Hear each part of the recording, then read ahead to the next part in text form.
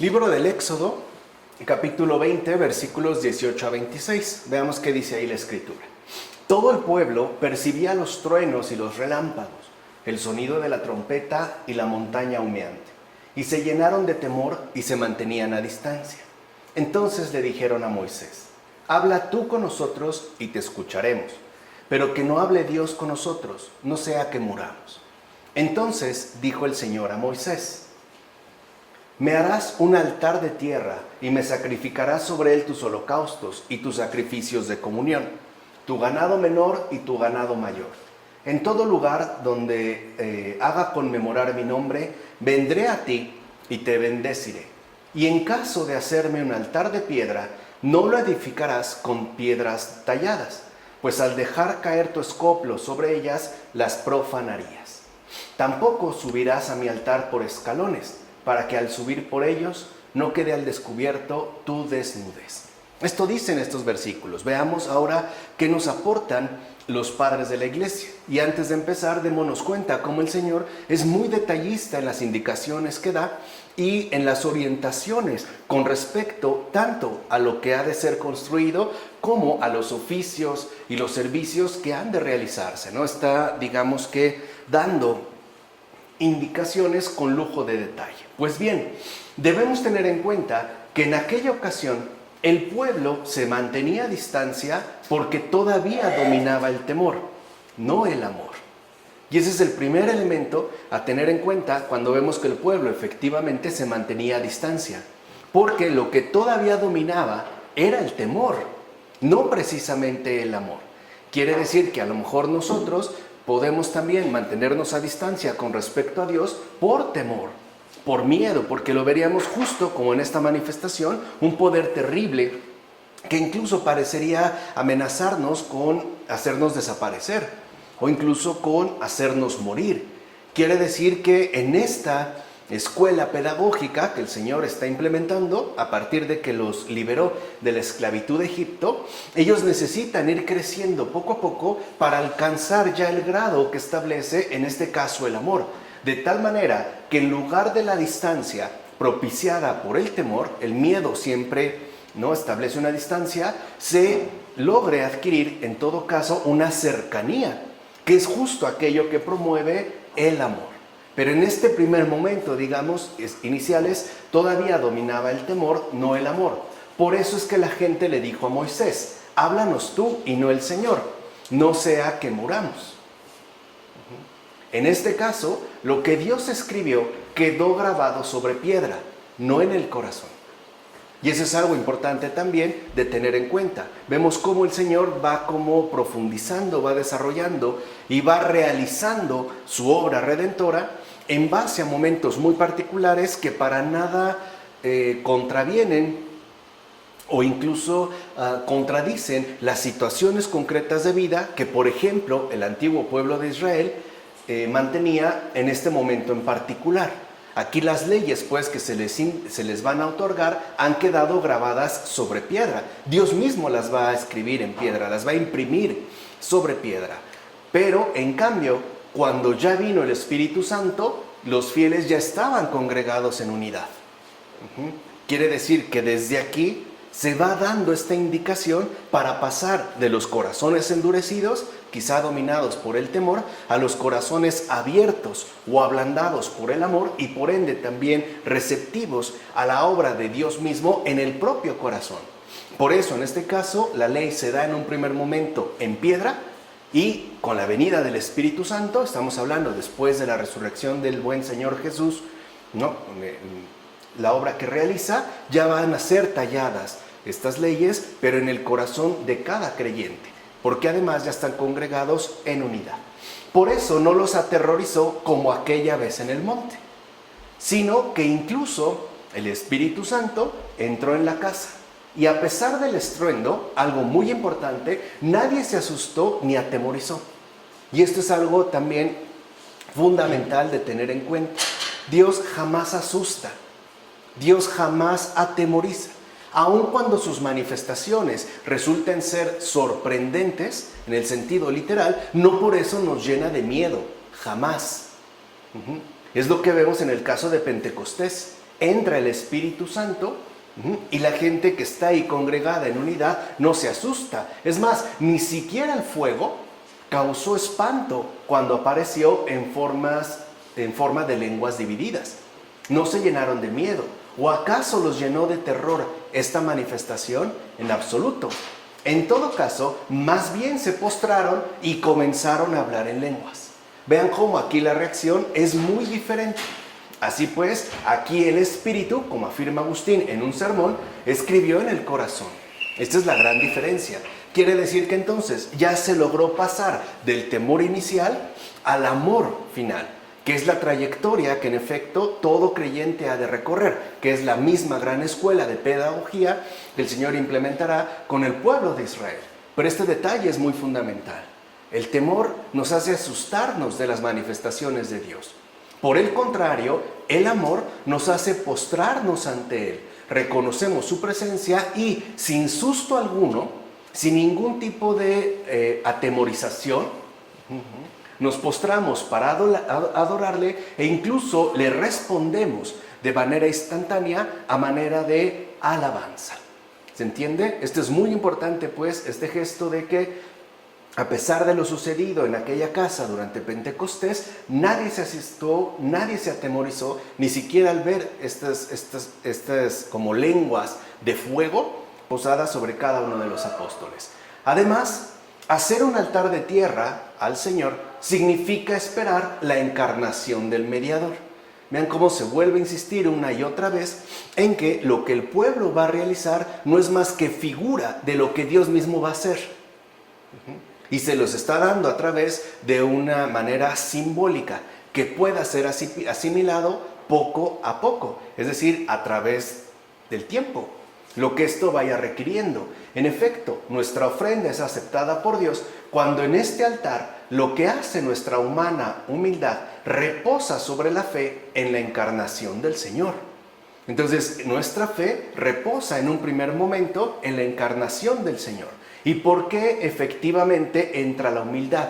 Porque recuerden que en latín, humilitas viene de una raíz más primordial que es humus, y humus es tierra. De hecho, humilitas es una derivación a partir de la tierra, porque la tierra es dócil, se deja incluso pisar. Entonces de ahí se deriva la humildad que nos lleva a reconocer que Dios puede obrar como Él quiera, sin necesidad de que nosotros intervengamos con algún tipo de juicio desfavorable. Por eso la fe reposa en la encarnación del Señor según la humildad. O sea, la humildad de reconocer que Dios ha obrado maravillas de ese modo en particular. Por ejemplo, encarnándose.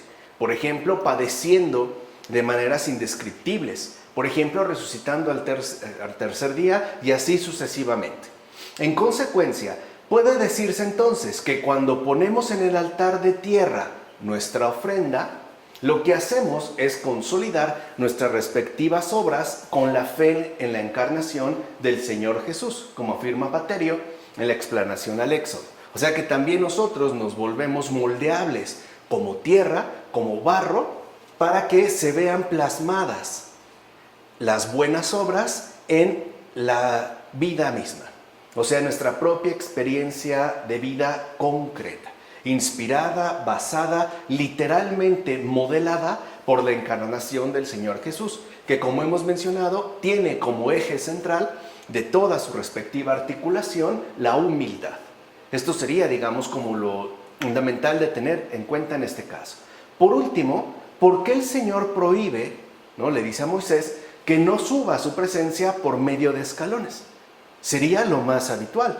La mejor manera de alcanzar una determinada altura, pues es por medio de un camino ciertamente escalonado, que nos facilite tanto la subida como que quizá nos permita de alguna u otra manera descanso. Bueno, ¿por qué el Señor le prohíbe pues que suba a su presencia por medio de escalones? Porque ni la unidad entiende de números, ni la uniformidad admite grados.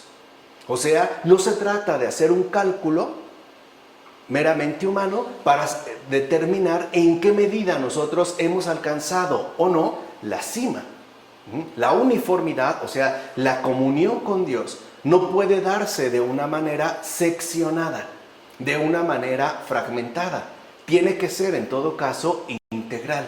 Dicho de otra manera, nuestra fe en Dios debe ser íntegra y por tanto íntegro también deberá ser nuestro acercamiento y entrega al Señor. Entonces lo que se le está indicando a Moisés es que la entrega a Dios no puede ser escalonada, no puede ser seccionada mediante ciertos números o mediante ciertos cálculos. Y efectivamente así pasa con el amor. Por ejemplo, sería ridículo que alguien nos dijera que del 100% de su capacidad amatoria, ¿no?, nos ha destinado el 86.4%. Lo veríamos ridículo, porque esta uniformidad del amor no admite ni cálculos ni números, pues tampoco la entrega al Señor.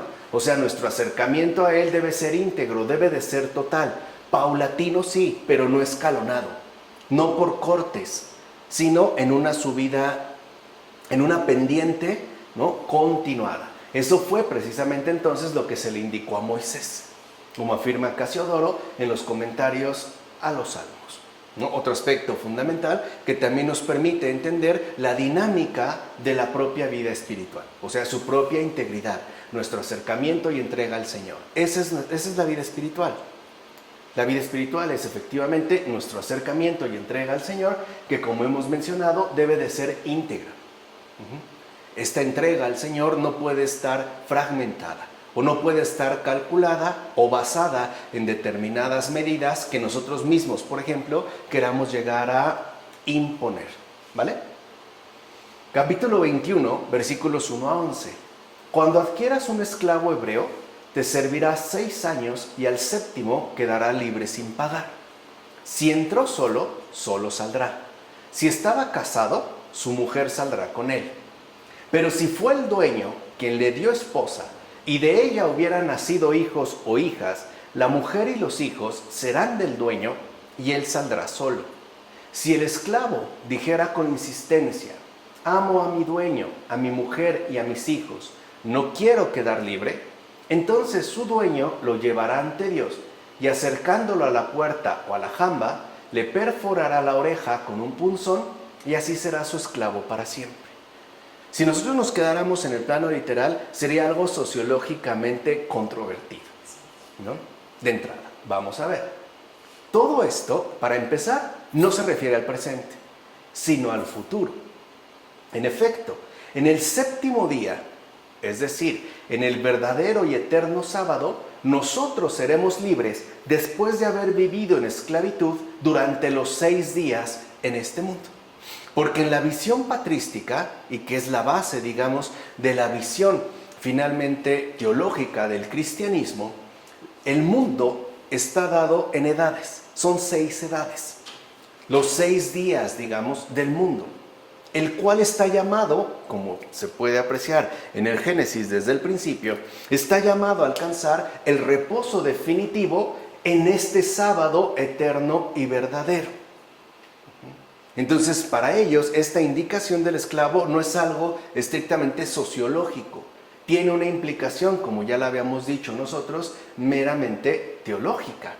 O sea, después de que todos, como humanidad, hayamos vivido en esclavitud durante los 6 días de este mundo, finalmente, en el séptimo día, es que podremos acceder a la libertad anhelada, el verdadero y eterno sábado, el descanso sabático.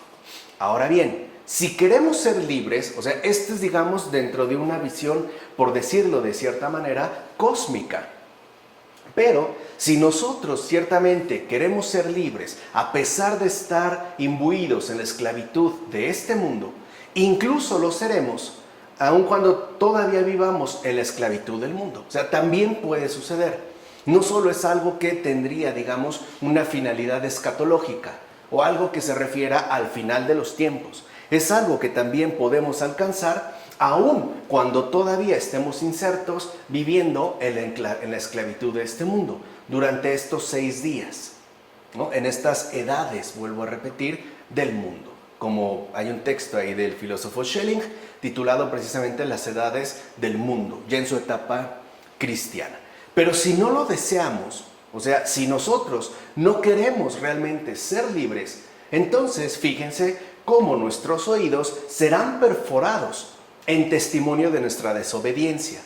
Porque para alcanzar la libertad, lo primero es escuchar la palabra que se nos ha dirigido. Palabra de paz, palabra de libertad. En tal caso, nosotros con nuestras esposas y nuestros hijos e hijas permaneceremos en esclavitud perpetua, ya que preferimos la carne y sus fatigas a la libertad, como afirma Jerónimo en Contra Joviniano. Entonces, no solo se trata de una situación que apele al final de los tiempos, sino algo que asimismo puede llevarse a cabo en esta propia existencia, deseando la libertad y por ende recibiendo la palabra que se nos dirige. Si nosotros no optamos pues por ser libre, lo que nos queda es mantenernos atados a las fatigas que impone este mundo decrépito y por ende permaneceremos en esclavitud. Entonces, si alguien no sale de la esclavitud del mundo, literalmente es porque no quiere ser libre, prefiere permanecer en esclavitud aun cuando esté sobrecargado de fatigas, en lugar de alcanzar y disfrutar el consuelo de la libertad. Por eso, quien es verdaderamente libre, quien es verdaderamente hebreo, es enteramente de Dios. ¿Se acuerdan qué es lo que en los versículos anteriores el Señor le dijo a Moisés? Cómo tenía que ser su entrega a Él. Quiere decir que entonces la libertad no consiste en hacer lo que yo quiero. La libertad consiste en llegar a ser enteramente de Dios. La libertad no es una cuestión meramente ética. Es una situación más bien ontológica. El llegar a ser enteramente de Dios. Y antes de que se diera esta indicación, el propio Señor le explicó a Moisés o le hizo entender cómo es que se alcanza, ¿no?, tal cercanía. De hecho, todo lo que posee es manifestación de libertad. Este comportamiento depende de no quedar sometidos a la debilidad del mundo. O sea, pareciera que nosotros estamos como abocados o bien a la debilidad del mundo o bien a la libertad que Dios nos quiere conceder, en tanto seres creados libres y por ende para Él. En todo caso, esto es responsabilidad de nuestra propia decisión. Es decir, de nosotros depende si nos dedicamos a las cosas de este mundo o bien cuidamos más bien de las cosas eternas. Ahí es donde entra el carácter fundamental de nuestra decisión. En pocas palabras, nosotros decidiremos qué queremos, o esclavitud o libertad, o las fatigas del mundo o los consuelos del cielo, o Dios o el mundo. Si nosotros optamos por el mundo, entonces nuestras orejas quedarán marcadas por haber escogido la esclavitud, que este era un signo de esclavitud en aquellos tiempos. A los esclavos efectivamente se les perforaba con un punzón las orejas para determinar su estatus de esclavo. También nosotros quedaremos con una marca de esclavitud que además podemos ver, por ejemplo, en nuestro semblante a partir de todo el desgaste y todo, el daño que el mundo nos ha podido llegar a provocar. Por eso Ambrosio, en una de sus cartas, nos invita a que optemos por la libertad, que no decidamos dejarnos llevar por las fatigas de este mundo, que no nos dejemos entrampar por el mundo, sino que optemos por Dios y nos entreguemos a Él de manera completa y total, de tal forma que entonces nuestra marca de libertad sea una vida íntegra y sobre todo señalada con la gracia que Dios mismo derramará sobre todos y cada uno de nosotros, ¿vale? Entonces, a pesar de que dependa de nuestra decisión, es también nuestra responsabilidad tomar la mejor decisión. ¿Qué es realmente, pues, lo que queremos? ¿Quiero el mundo con sus fatigas, con su decrepitud, o bien quiero a Dios con su descanso y además con sus renovadas gracias, ¿no? Es decir, con su libertad. Versículos 12 a 32 de este capítulo 21. El que hiera a un hombre causándole la muerte, deberá morir. Si no estaba al acecho, sino que Dios permitió que cayera a manos de él, yo te mostraré un lugar donde pueda refugiarse. El que hiera a su padre o a su madre deberá morir. El que rapte a un hombre, tanto si lo ha vendido como si lo tiene en su poder, deberá morir. El que maldiga a su padre o a su madre deberá morir. Cuando algún hombre, en el fragor de una riña, golpea a una mujer embarazada provocándole el parto, pero sin causar más daño, el culpable será multado según lo que imponga el marido de la mujer y decidan los magistrados. Pero si se sigue algún daño, pagarás vida por vida, ojo por ojo, diente por diente, mano por mano, pie por pie, quemadura por quemadura, herida por herida, contusión por contusión. O sea, en estos versículos aparece la famosa ley del talión, que aparte resumimos en ojo por ojo, diente por diente. Pero ya vemos que tiene muchas más implicaciones. Entonces, aquí, de entrada, lo primero que debemos tener en cuenta es que Dios está tomando en cuenta absolutamente todo. O sea, el hecho de que a pesar de la ley, y esto téngase muy en cuenta, nuestra condición humanamente sigue siendo pecadora. Y sabe que va a haber conflictos. En pocas palabras, se toma en serio nuestra condición humana tal y como es. Marcada, ¿no?, por un mal de gran arraigo. Por eso va dando incluso indicaciones que parecen apelar a un escenario ciertamente conflictivo, ¿no? No es solamente que esté amenazando, está describiendo al menos la posibilidad de situaciones conflictivas que tendrán que resolverse de una manera u otra. Y el resultado final que parece sugerir es justo, ¿no?, el pagar ojo por ojo, diente por diente, mano por mano, pie por pie, quemadura por quemadura, es decir, la ley del talión. Pero vamos a entender por qué. Y recuerden, el contexto concreto, situación de vida que atraviesa el pueblo de Israel, donde efectivamente, para que uno pueda desarrollarse de manera adecuada, tiene que ir pasando de los grados inferiores a los grados superiores. Es como la madurez se alcanza de la infancia a la edad adulta. O en el sistema educativo comenzamos por una educación básica hasta alcanzar grados, incluso estudios superiores. Por eso se llama así, escuela de estudios superiores. ¿Entiende? Lo mismo aquí, solo para que lo tengan presente. En primer lugar, ni siquiera un homicida involuntario queda exento de esta ley, ya que la santificación anula todo lo que es abominable, como afirma Ambrosio en Sobre Caín y Abel.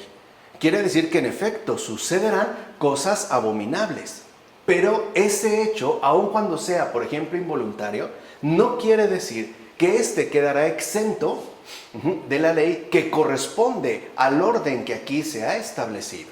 Sobre todo teniendo en cuenta que no se trata de una cuestión meramente legal, sino de una santificación de vida, es decir, de una comunión con Dios. Entonces, aunque sea involuntario, no es aceptable en relación a la santificación que Dios quiere hacernos llegar a todos y cada uno de nosotros. Está contemplada esta cuestión. Ahora bien, si debemos mostrar tan grande caridad con nuestros padres según la naturaleza, acuérdense aquí lo que había hecho el Señor, ¿no? Quien maldiga a su padre y a su madre deberá morir. O sea, no es poca cosa. Y esto es importante para estos tiempos porque tendemos a desvalorizar a nuestros propios progenitores, tanto padre como madre. A veces nos olvidamos de ellos o nos olvidamos de todo lo que han sacrificado, todo lo que se han esforzado y quizá también todo lo que han llorado por cada uno de sus hijos, así fuera uno solo. ¿Cuántos sacrificios anónimos, pero no desapercibidos para Dios, han realizado tantas madres y tantos padres en este mundo complicado? Entonces, lo que se muestra es que si debemos tener mucha caridad también con nuestros padres según la naturaleza, pues mucho más deberemos tenerla con aquellos que son nuestros padres y madres según el Espíritu, como afirma Juan Crisóstomo en la homilía en honor del bienaventurado Filogonio. O sea, también cada uno de nosotros tiene sus padres y sus madres según el Espíritu. Tenemos padres espirituales, tenemos madres espirituales. A veces, claro, lo primero que tenderíamos a identificar serían, por ejemplo, los santos que nos han inspirado o las personas que de una u otra manera nos han ayudado a mantenernos en el camino recto. También hay una paternidad y una maternidad espiritual, pues también hay que ser agradecidos con ellos. Aquellos que nos han ayudado, pues, a acercarnos a la comunión con Dios. Y sin perder de vista también a nuestros padres según la naturaleza. Ahora, la medida del talión reclama ojo por ojo, diente por diente, azote por azote. Con esto se busca, fíjense, no dar licencia a la práctica de la injuria mutua. Aquí hay que entender también esta cuestión. Con ello, pues, con esta medida del talión, con la famosa ley del talión, no se pretende dar rienda suelta a la injuria mutua. Más bien, vela porque quede prohibida totalmente la violencia. Recuerden que es un pueblo netamente en gestación. Es un pueblo completamente germinal. Y el Señor está dando los recursos necesarios para su respectivo crecimiento. O sea, está pensando en su debida maduración según, ¿no?, en los acontecimientos que se van presentando. Entonces, lo que tiene como objetivo en un primer momento la ley del talión es anular por completo toda violencia. Al menos, fíjense, se buscó con ello reprimir la injusticia por medio de la réplica. O sea, el hecho de que, ¿no?, la cual, por cierto, se haría presente de inmediato. O sea, al menos reprimir, refrenar la injusticia. Saber que si tú matas, por ejemplo, al perro de tu vecino, pues tu vecino te va a matar también tu perro. Al menos eso debería ser suficiente para hacerte pensar. O por lo menos refrenarte. No quiere decir que era el antídoto total, pero era un remedio, dadas las circunstancias, vuelvo a insistir, germinales que se viven. De hecho, también con esta medida se buscaba impedir la provocación. O sea, al menos no lo voy a hacer porque si lo hace, pues entonces a mí también me va a tocar. En pocas palabras, se trataba de contener la maldad por sí misma. Eso es lo que busca la ley del talión. Tratar de contener la maldad por sí misma. O sea, entender que no tiene sentido actuar de forma malévola. Que no tiene ningún sentido hacer o realizar la maldad por sí misma, ¿no? Ya que la violencia sí puede llegar a reprimirse por el miedo. ¿Cuántas veces, por ejemplo, al momento de llegar a insultos en la calle, uno de ellos evita los golpes porque le teme al contrincante, porque lo ve más fuerte o más malandro o más fortachón, qué sé yo? O sea, al menos la violencia sí puede reprimirse por el miedo. Recuerden que aquí se está empezando. Esto, evidentemente, como afirma Tertuliano, en Contra Marción, es tan solo un comienzo. El problema es cuando se quiere tomar la ley del talión como un fin definitivo, como una regla general, y no es verdad. La ley del talión no es un fin definitivo, es tan solo un comienzo. Por algún lado había que comenzar, porque el Señor no va a erradicar esta maldad. Porque, dicho sea de paso, como dice en uno de sus artículos tan brillantes Fabrice Sajash, en este libro titulado ¿Por qué dar la vida a un mortal?, que yo les recomiendo que puedan leer, ojalá para este verano, o qué digo para este verano, para este fin de semana, creo que no es mucho tiempo. Erradicar la maldad sería acabar con la propia humanidad. Entonces no se trata de erradicar la maldad, porque también nos tendríamos que arrasar con nosotros, todos. Se trata de contenerla, al menos en un principio, de dar un comienzo adecuadamente para que la violencia no se desate, para que la violencia efectivamente quede de cierta manera contenida en lo que la propia condición humana va creciendo y va madurando según la ley dada por Dios.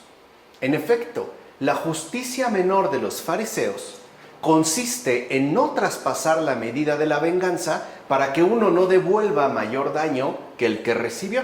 Ese es lo que este padre de la iglesia llama la justicia menor. O sea, que si alguien me hizo algo a mí, yo en mi venganza no traspase la medida debida. O sea, que no devuelva mayor daño. Que si fue un ojo, entonces la respuesta en este caso la venganza asumida, también sea solamente de un ojo, no por dos. Esto ya entendimos por qué cuando estudiamos a René Girard y nos explicó la dinámica de la violencia. Porque la violencia escala a los extremos y no a partir del agresor, sino del ofendido. Si el ofendido responde, se incrementa la violencia porque ya lleva contenida el resentimiento y la fuerza de respuesta ya es desproporcionada. Esto es algo importante de entender, ¿no? Él ponía como ejemplo lo ocurrido en Medio Oriente, por ejemplo, con los terroristas y Estados Unidos, ¿vale? Los terroristas derriban aparentemente las Torres Gemelas en Nueva York. ¿Qué hace en respuesta a Estados Unidos? Los invade y los bombardea y los arrasa. Es desproporcional. ¿Qué responden estos? Amenazas mayores de una violencia sin fin. Ahí es donde entraría en este caso la ruptura. Entonces ahí podría ser un medio de contención, sí, es solo un comienzo y sería una justicia menor. Nos guste o no, este es un gran paso.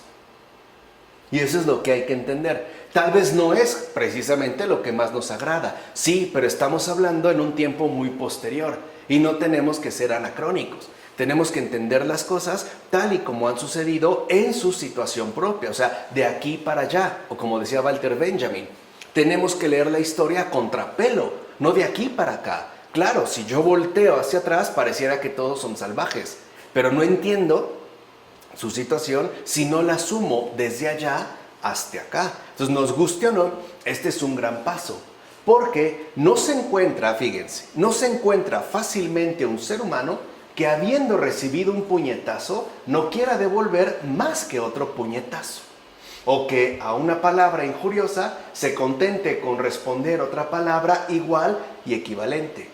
No es fácil eso. Al contrario, si una persona recibe un puñetazo, el otro querrá irse a las patadas también. Ya se ve la desproporción. Y lo mismo ocurriría en este caso, por ejemplo, lingüístico. Si alguien te dice una grosería, pues tú a lo mejor le dices dos. Y el otro es un empujón, y el otro un puñetazo, una patada, sacan un cuchillo, una bazuca y el exterminio total. ¿Se entiende? Entonces, nos guste o no, este sí es un gran paso. Es pues, si lo queremos ver así, un comienzo muy realista para personas reales. O sea, no es un invento. No es ya, digamos, un pueblo totalmente perfecto y acabado. Es un pueblo que está en crecimiento y que está llamado, como dijimos, a la santificación. Así pues vemos cómo el Señor, para hacernos llegar a la santidad, no anula nuestra propia situación concreta de vida. La toma muy en serio. Sabe que será un terreno escarpado, accidentado, pero que sí puede ser transitable, poco a poco. Más bien lo que sucede es que se venga en demasía perturbado por la ira. O bien porque juzga justo dañar más gravemente al ofensor. O sea, dice, sí, pues él me la hizo, ahora me la paga, pero me la va a pagar doble. Lo vemos en los llamados cárteles de hoy en día, ¿no? Si matan a un miembro de otro cártel, pues el cártel contrario mata a 3. Y después se multiplican en 9, en 12, hasta que quieren acabarse, ¿no? Y llegar al exterminio total. Entonces, o bien porque se juzga que es justo dañar más gravemente al ofensor de lo que fue dañado inicialmente el ofendido. Tal disposición de ánimo, esta disposición de ánimo es la que fue refrenada por la ley cuando se dijo ojo por ojo, diente por diente. O sea, aprende a contener la maldad por sí misma. No te vuelvas esclavo de la maldad. No te dejes llevar por los arrebatos. Por ejemplo, sustentados por la ira o el enojo, porque siempre son desproporcionados. Y esto lo seguimos viviendo en nuestros tiempos. Por ejemplo, cuando estamos enojados y discutimos, peleamos, ¿cuántas cosas decimos de las cuales después nos arrepentimos? Y decimos, no quería decirlo. Y tal vez ciertamente no queríamos, pero lo dijimos. Y eso ya pesa. Entonces, estas expresiones, ojo por ojo, diente por diente, pie por pie, quemadura por quemadura, significan la medida de la venganza, la cual, según ellas, no deben exceder la injuria. Y esto es un cierto principio de paz. Fíjense, no se trata de una paz perfecta, pero es un cierto principio. Al menos dijimos de contención de la maldad y sobre todo de contención de esta escalada a los extremos que trae consigo la violencia. Sabemos que las venganzas, si no se atienen a un principio básico como este, se vuelven imparables, ¿no? Ha habido pueblos, en la antigua Italia, que arrasaron entre sus miembros por cuestiones de venganza. Ahora, es un principio de paz, nos guste o no, es un paso inicial. Vuelvo a insistir, tomemos con todo realismo la situación de este pueblo inicial. Ahora bien, cabe mencionar que la perfección de la paz, o sea, si no queremos quedarnos en la ley, ¿no?, con esta indicación inicial, con este cierto principio de paz, sino que buscamos, en efecto, la perfección de la paz, esta está en renunciar incluso a esta especie de venganza refrenada. Eso es lo cristiano, como afirma Agustín en el comentario al Sermón de la Montaña. O sea, la perfección de la paz está en que yo ni siquiera respondo a la injuria padecida. Es lo que el Señor decía, ¿no? Ama a tus enemigos. ¿Cómo puedo amar a mis enemigos si ni siquiera he empezado, por ejemplo, por la básica ley del talión? Si ni siquiera he empezado a ejercitar la contención, que no es otra cosa más que el ejercicio en las virtudes. Entonces tenemos que entender que cuando el Señor da, por ejemplo, las indicaciones en el Sermón de la Montaña, no es que esté contrariando la ley, nos está indicando que si nosotros nos tomamos muy en serio la ley, a esto llegaríamos, e incluso llegaríamos sin mayor dificultad. Por eso es cuando dice, se les dijo, pero yo os digo, o sea, se les dijo esto, pero para esto. La finalidad es esta. Por eso yo os digo que si han seguido este camino, podríamos llegar incluso a esta perfección de la paz, donde no nos limitaríamos a una especie de venganza refrenada. O sea, ya no se trata de refrenar la violencia, se trata de anularla por completo. No en lo que no está a mi alcance, sino al menos al interior mismo de mi propia persona. O sea, lo que requeriríamos en todo caso en esta circunstancia es un corazón pacificado. Ahí es donde se ve el efecto de la gracia. ¿De qué manera nosotros respondemos ante una injuria, ante una ofensa, ante un agravio? ¿Cómo es que está dada nuestra reacción? Puede ser, lamentablemente, que ni siquiera estemos sujetos a la ley del talión. Que para nosotros ni siquiera esta venganza refrenada tiene efecto y nos dejamos llevar por la maldad por sí misma, comenzando, ¿no?, una especie de violencia desatada que no va a tener fin y que no va a parar, no va a detenerse hasta alcanzar el exterminio total. Una especie de vértice, ¿no?, que arrasa y se va volviendo cada vez más desproporcionada. Espero que con esto ya nos ayude a entender el por qué se da este comienzo de la ley del talión. Y repito, no es un fin definitivo, es un comienzo que tiene como propósito refrenar la venganza y contener la maldad por sí misma. De tal forma que después lleguemos, aquí sí, a la perfección que el Señor nos ha venido a manifestar y a compartir. Así pues, con esta inicial medida, la ley del talión, se buscaba que los perjudicados no dieran rienda suelta a una ira desproporcionada respecto del perjuicio soportado. Ciertamente, la fuerza de la conducta de la ley no agrada a Dios. No es que esto le sea agradable. ¿Cómo puede agradarle a Dios la venganza, aun cuando sea refrenada, o el padecimiento de un ser humano? La fuerza, pues, de la conducta de la ley no agrada a Dios, pero era algo adecuado para los antiguos. Es decir, según la línea de un pedagogo que los va acostumbrando poco a poco a la justicia. ¿Cuántas veces no hay situaciones que a lo mejor no nos resultan agradables para los hijos, pero sabemos que les son necesarias para ir creciendo y madurando del mejor modo posible?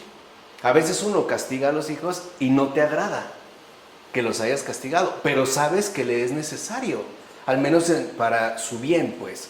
Lo mismo pasa con Dios. La fuerza de esta medida inicial no le agrada, pero sabe que nos es necesaria. ¿O a qué padre le agrada que su hijo que se vaya internado a un hospital para ser intervenido quirúrgicamente? Yo creo que nadie disfruta que un hijo entre a un quirófano. No nos agrada, pero sabemos que a veces eso resulta necesario. Aquí se ve que es en orden al amor que Dios nos tiene. Entonces, en consecuencia, ya una vez dado los primeros pasos, después entonces el Señor los va elevando convenientemente a la posesión del bien perfecto. Entonces vean cómo el Señor no es estúpido para nada. El Señor sabe con qué empezar y sabe que empieza con algo concreto. Tal vez en su fuerza de ejecución no es lo más agradable, pero es efectivo. Y a partir de este comienzo estable es que irá, aquí sí, elevando gradualmente, es decir, de manera conveniente, la posesión destinada del bien perfecto para nosotros, en tanto pueblo suyo, es decir, en tanto hijos suyos. Entonces, en pocas palabras, ¿qué es la ley del talión?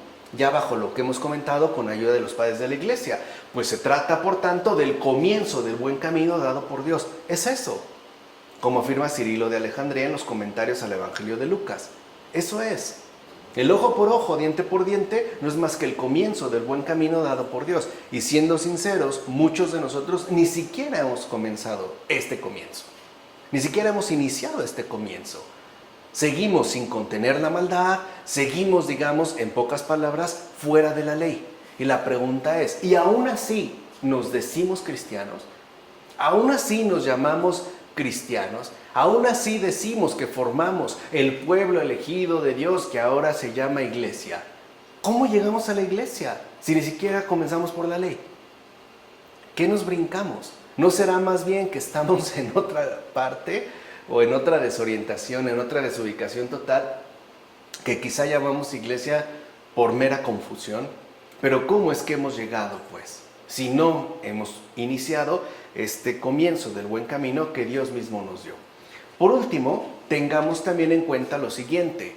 La gracia quiere que para probar nuestra respectiva paciencia, es otra dimensión espiritual, o sea, también lo que dijimos en el ejercicio de la virtud, que la gracia quiere que para probar nuestra respectiva paciencia, nuestro crecimiento en virtud, suframos las injurias y los golpes que se nos han infligido para crecer justamente en virtud. Esto ya lo habíamos mencionado. Las virtudes solo se ejercitan en las dificultades, particularmente la paciencia. ¿Y por qué es que vamos a requerir tanta paciencia? Porque ese es el mejor modo de relacionarse con Dios, pacientemente. Con Dios rara vez las cosas son instantáneas, suelen ser graduales, ¿no?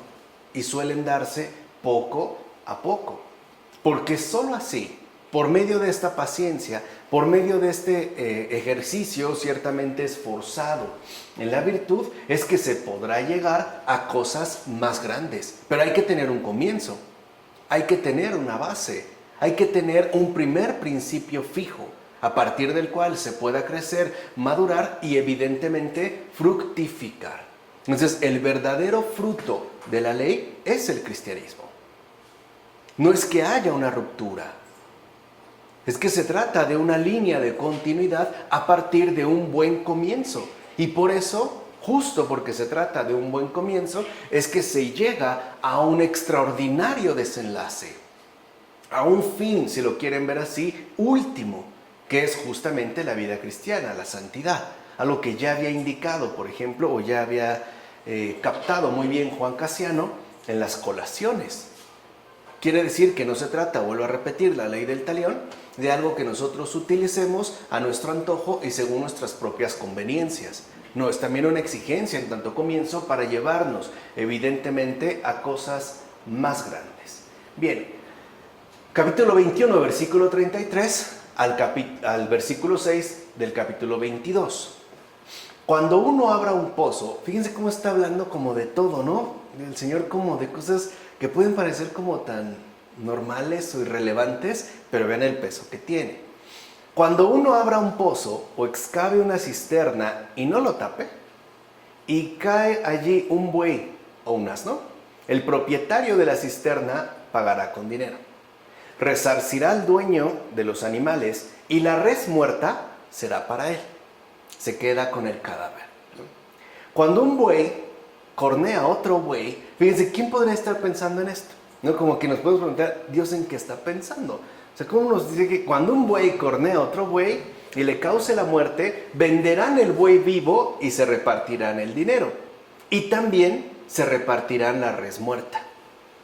Pero si era notorio que el buey corneaba antes y su dueño no lo tenía vigilado, éste deberá pagar buey por buey. Y el animal muerto será para él, se queda con el despojo, el cadáver. Si un ladrón es sorprendido asaltando una propiedad, es herido y muere, no habrá venganza de sangre. Pero si ya luce el sol, habrá venganza de sangre.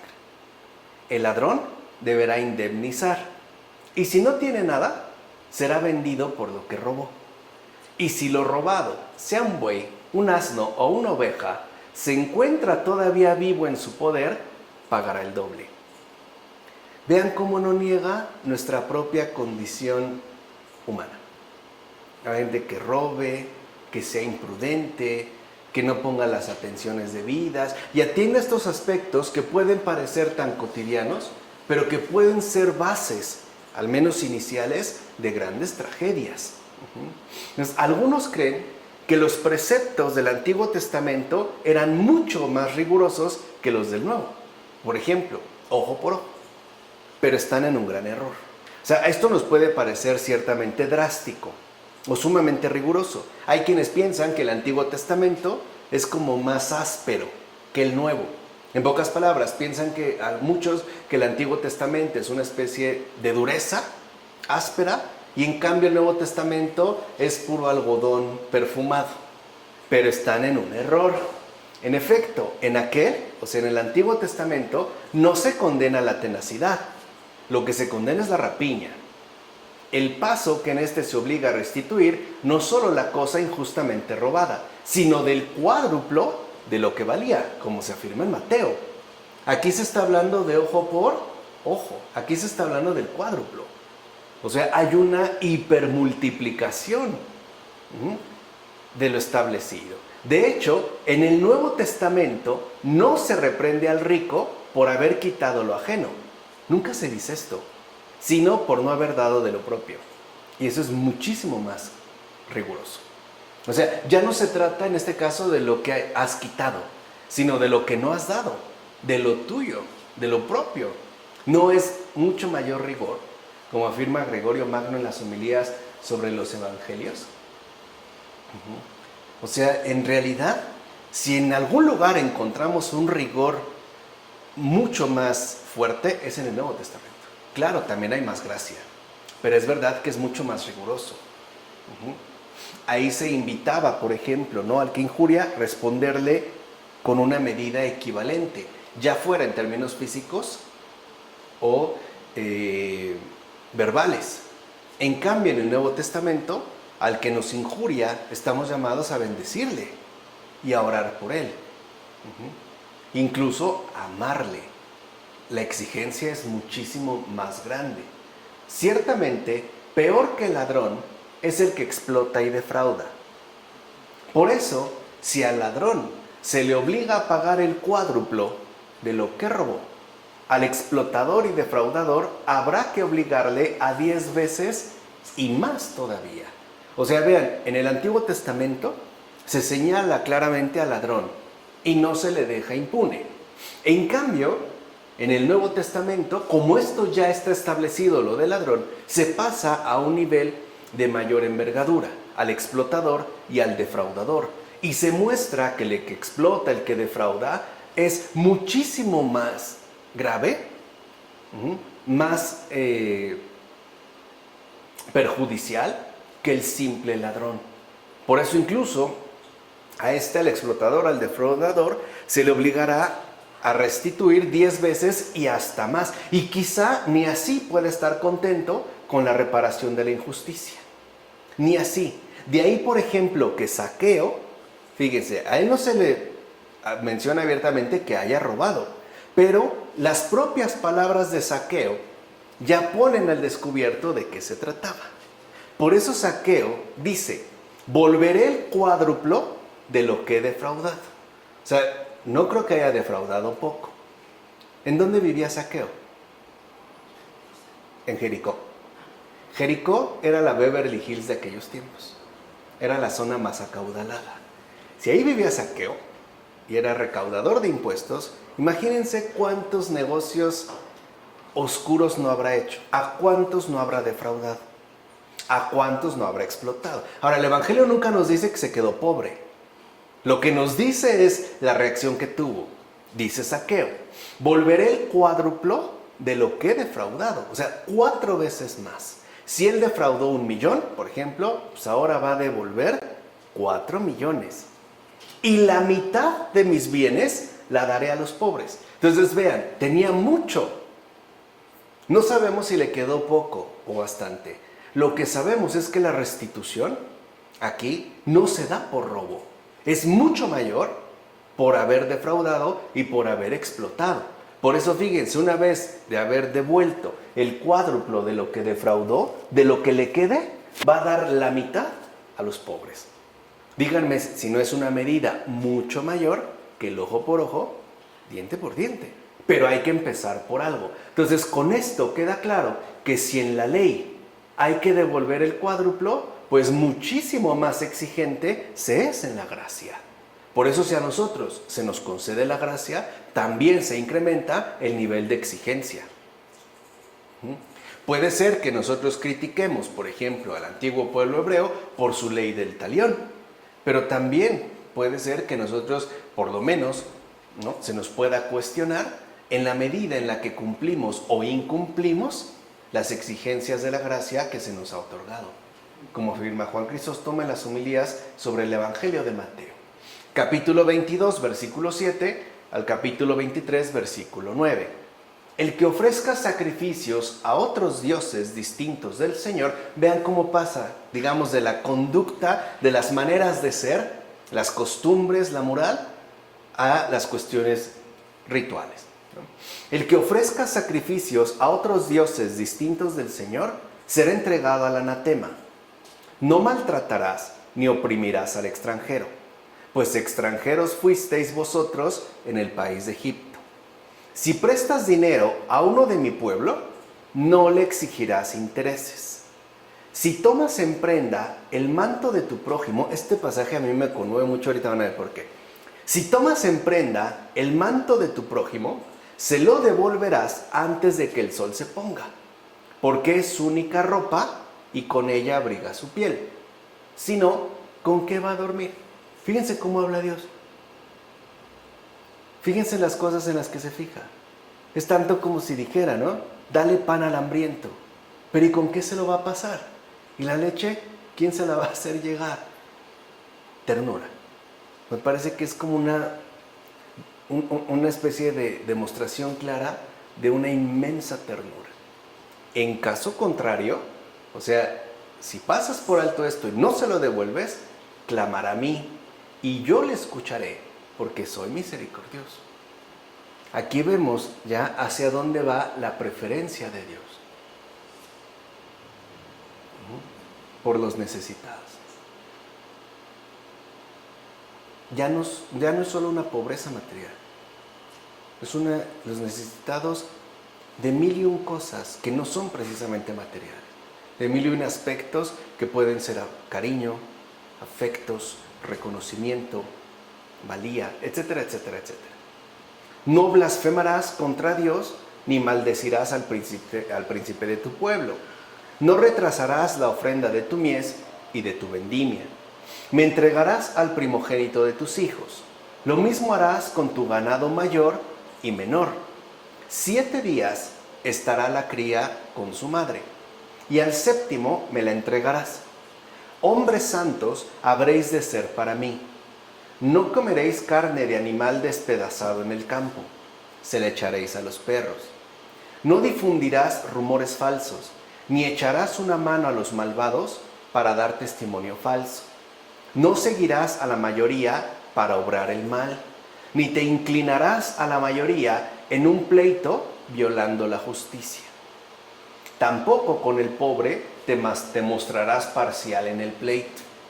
Cuando encuentres el buey de tu enemigo o su asno extraviado, deberás llevárselo. Vean cómo poco a poco empieza a subir el nivel de exigencia. Cuando veas el asno del que te aborrece caído bajo su carga, no pasarás de largo. Deberás prestarle ayuda. Si se dan cuenta, a partir de esta base inicial de la ley del talón, se puede empezar a avanzar, a crecer en la misericordia, en la bondad, que será ciertamente fortalecida y sostenida por la gracia. Pero vean este cambio de matiz y este gesto de, si no, ¿con qué se va a tapar? ¿Cómo va a dormir? ¿Alguna vez han intentado dormir completamente destapados? ¿Nunca? Entonces, si no lo han hecho, no sabrán de qué está hablando bien el Señor. Es casi imposible. Te sientes desprotegido, resguardado, o sea, necesitas algo que te cubra, que te proteja, en situaciones, digamos, muy concretas de vida. En particular, si hablamos de climas fríos.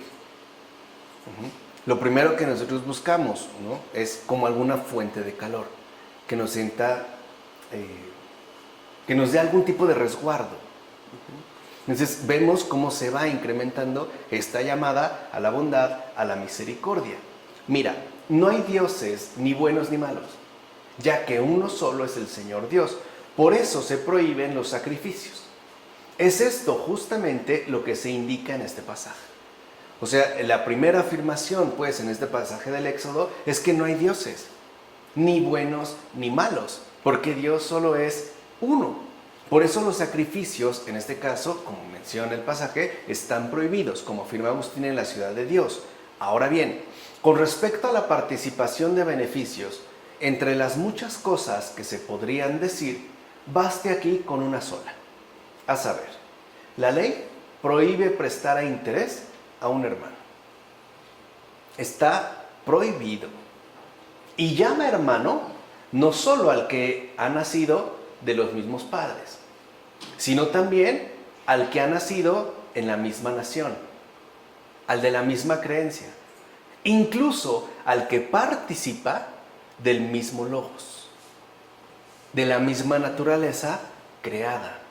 Por eso incluso a los necesitados, fíjense, por eso incluso a los necesitados ni siquiera se les presta, sino que se les regala con mano y ánimo desprendidos. Si una persona necesitada va a pedir porque necesita, después ¿cómo le va a hacer para pagar? Si no tenía ni siquiera para cubrir las propias necesidades iniciales que tenía. Esto para nosotros, en nuestra mentalidad economizada, es quizá difícil de asimilar, porque lo pensamos casi siempre en términos de beneficios e intereses. O sea, tal parece que obramos según la obtención de ganancias. Aquí se está indicando justamente lo contrario. Ciertamente es Dios el creador de esta gracia. Por eso quien regala de esta manera alcanza frutos en verdad considerables. De hecho, los más preciados de todos entre los seres humanos. ¿Qué se gana obrando de esta manera bondadosa, de esta manera misericordiosa? Mansedumbre, bondad, magnanimidad, estima y gloria. O sea, esto ya tiene también su respectiva retribución, como afirma Clemente de Alejandría en los Estrómata, al menos en un nivel ciertamente inicial. Pero esta cuestión de los intereses es muy delicada porque sabemos que hay personas que debido a una necesidad acabaron en una ruina, porque literalmente se los comieron los intereses. Los intereses a veces es precisamente lo que se vuelve impagable. Y si estabas en necesidad, acabas en ruina. Si no podías cubrir esta necesidad, ¿cómo después vas a poder cubrir el endeudamiento? Y ahorita que sabemos que vivimos una cultura del hiperendeudamiento, hay personas extremadamente endeudadas, de mil y un maneras, que literalmente no duermen porque se llega el momento de cubrir este pago. Y luego aquel pago, y pedir más acá, y pedir más allá, y pedir por acá. Y tal parece que siempre es a costa de unos intereses incrementados. Interés sobre interés. Los intereses te devoran, literalmente. Anímicamente te devoran. Psicológicamente te devoran. Hasta físicamente te devoran. Como que te van carcomiendo, ¿no?, hasta acabar contigo. Por eso es importante, ¿no?, reconsiderar cuáles son los criterios que nosotros estamos dispuestos a aplicar en nuestra respectiva existencia, en nuestra propia vida. Si una persona verdaderamente necesitada nos pide algo, ¿lo haremos con interés o realmente lo haremos de una forma desinteresada, quitando el interés de por medio y buscando que más bien salga de esa necesidad para que pueda alcanzar una mayor estabilidad y un principio incluso económico, ¿no?, suficiente para poder crecer, pero no para quedar todavía mayormente endeudado? Además, fíjate bien cómo Dios es sumamente misericordioso con el pobre. Lo que les decía, ¿no? Aquí ya se empieza a ver como la predilección por Dios por los necesitados. Fíjate bien cómo Dios es sumamente misericordioso con el pobre. En primer lugar, es por los pobres que era ilícito cegar completamente la cosecha. Esto duró mucho tiempo, Incluso en la Edad Media seguía siendo una práctica habitual dentro de la cultura occidental. Nunca cegar completamente la cosecha o rebuscar las viñas y los olivos hasta llevarte el último fruto. No, ya que al menos había que dejar eso para ellos. O sea, tú levantabas la cosecha y por lo regular dejabas una décima parte para los pobres, no la recolectabas tú. Si tenías viñas, pues agarrabas los frutos maduros y dejabas los inmaduros para los pobres, de tal manera que llegado el tiempo ellos los pusieran a tomar. Y lo mismo con los olivos, no se llevaban hasta lo último. No era verdad, no es cierto. Era ilícito, hacer algo así. Y si esto estaba mandado a los que estaban bajo la ley, ¿qué diremos de los que son discípulos de Cristo? Ya dijimos que las exigencias son mayores. Pues lo menos que pueden hacer, como dijo el Señor, pues es que su justicia sea mucho mayor a la de los escribas y fariseos, con todas las exigencias que esto implica, como afirma Basilio de Cesarea en la homilía sobre la misericordia y el juicio. El gran San Basilio, de verdad un gran amante de los pobres. Si alguien en la temporada patrística estuvo verdaderamente al servicio y consagrado a los pobres, fue San Basilio, el gran defensor. De hecho hay un texto así titulado Basilio, defensor de los pobres, y ojalá también lo puedan estudiar después de este último libro de Fabio Sayas, ¿Por qué dar la vida a un mortal? Es Basilio, sabe perfectamente de lo que está hablando. En una ocasión, en una parroquia en la que él estaba, en cargo, llegaron a querer llevarse las riquezas y lo vieron muy pobre, el templo, y le dijeron a Basilio que dónde estaban los tesoros, que habían ido para llevárselos. Y él volteó sorprendido y les dijo, ¿en serio? ¿Se van a llevar mi riqueza? Les dijo, sí, sácalas. Dijo, espérenme. Se metió y trajo como a 50 pobres con él. Les dijo, aquí está, toda suya. Cuídenla, por favor, porque es un gran tesoro. Se dieron la vuelta y ahí lo dejaron, Pero es importante tener en cuenta esto. O sea, ¿qué se dice entonces de nosotros? ¿Estamos actuando según lo mínimo o según realmente lo cristiano? Además, aquellas emociones que son santas son las primicias de nuestros sentidos. ¿Se acuerdan qué es lo que había pedido el Señor? Estas son pues las ofrendas que no debemos tardar en recoger y ofrendar al Señor. En efecto, las emociones santas de nuestros sentidos que actúan según la virtud son las primicias en el campo del Espíritu. Fíjense, al prójimo se nos invita a darle en un primer momento lo que necesita materialmente hablando, y a Dios lo espiritualmente establecido. Vean cómo se da este orden. No es que Dios atente contra el prójimo, vela por él, especialmente dijimos por el pobre, es decir, por el necesitado. Y asimismo debemos tener en cuenta lo siguiente: no te abatas y no te doblegues cuando sea un pobre el que haya delinquido. Nosotros lo intuimos. ¿Qué nos da más coraje? ¿Que una persona corrupta haya robado millones de dólares y que haya caído a la cárcel? ¿O que un pobre esté en la cárcel por haber robado un pan? Ahí hay algo que nosotros ciertamente intuimos. No dejes pues que se corrompa la justicia. No dejes que tus juicios adulteren la realidad de las cosas. O sea, a eso es cuando mencionaba el Señor que no debes de ser parcial. O sea, ateniéndote, por ejemplo, a una cuestión meramente abstracta, o en este caso, digámoslo así, legal. No, que sea ciertamente una situación real. ¿Cómo es posible que a una persona que robe un pan no tenga derecho a fianza y sí sea condenado a prisión de 2 a 5 años? Pero si yo cometo un fraude multimillonario, sí puedo salir bajo fianza. Es decir, pagando cierta cantidad. Pero en este caso no. ¿Qué sucede ahí? O sea, primero hay que entender no el robo, sino quién roba y en qué condiciones en concretos. No quiere decir que eso está justificado. Quiere decir que tenemos que ser mucho más comprensibles y no dejarnos llevar por juicios que adulteran ciertamente la realidad de las cosas. Bien, como le decía Juan Crisóstomo en las homilías sobre el Evangelio de Juan, no guardes por tanto rencor alguno, ya que al perdón sigue la bondad de ánimo, y a esta le sigue la disolución de la enemistad. En consecuencia, debemos siempre disponernos a la concordia que lleva a la felicidad. Así pues, si tienes a alguien habitualmente como tu enemigo y descubres que va perdiendo el uso de la razón por la pasión o la ira, tú trata de convertirlo a la bondad. O sea, otra vez, no busquemos esta complicidad en el mal, como afirma Clemente de Alejandría en los Strómata.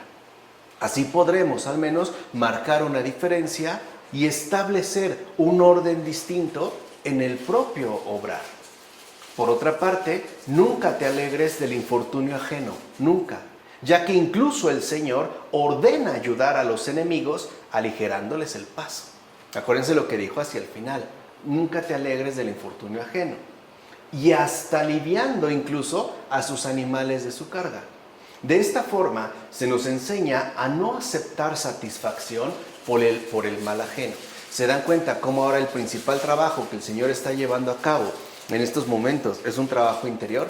La contención de la maldad por sí misma.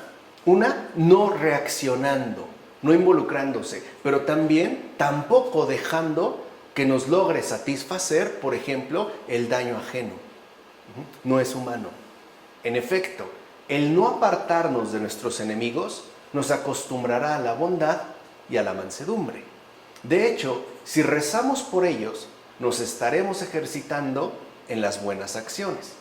No es bueno, pues, ser envidioso y entristecernos por la buena suerte del prójimo, así como tampoco es bueno sacar provecho de la mala suerte del prójimo, porque ahí es donde también se cometen múltiples abusos. ¿Por qué? Si una casa adquirida con esfuerzo costó 1 millón, ¿por qué queremos sacar provecho de la mala situación que está atravesando una persona y le queremos dar 300,000? Eso se llama fraude. Eso es abuso. Eso va contra la ley, como afirma, por cierto, Clemente de Alejandría en los Strómata.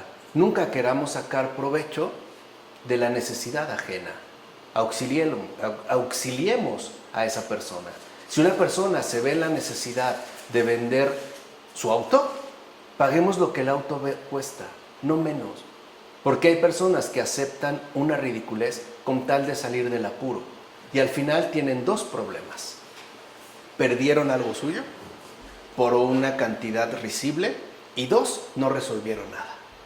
Porque finalmente no les alcanzó. Y no les alcanzó porque debido a la necesidad, nadie les quiso ofrecer lo que era justo. Se prefirió pues cometer una injusticia. Si ya es difícil deshacerse de alguna cosa para solventar una necesidad, no lo llevemos a un infortunio todavía mayor. Si cuesta 10 pesos, 10 pesos. No queramos darle 5, porque sabemos que está en necesidad y nosotros nos aprovechamos. Por último, si un cristiano pecador no quiere escucharte, pues dile entonces al sacerdote en secreto que haga con él lo que tú no has podido conseguir, corrigiéndole con caridad y humildad. O sea, apóyate en alguien más. No seas pues negligente con las almas y busca siempre la corrección de todos. No solo a lo mejor de los que te interesan o de tus allegados, sino de todos aquellos que de una u otra manera lo necesitan, como afirma Cesáreo de Arles en un sermón. ¿De acuerdo? Vamos a dejarle hasta aquí. Creo que hay muchos elementos que dan para pensar y también muchas lecturas, o al menos dos, ¿no? La de Fabrice Ayash y este texto de Basilio, defensor de los pobres, para enriquecernos un poquito más. En nombre del Padre, del Hijo, del Espíritu Santo. Amén.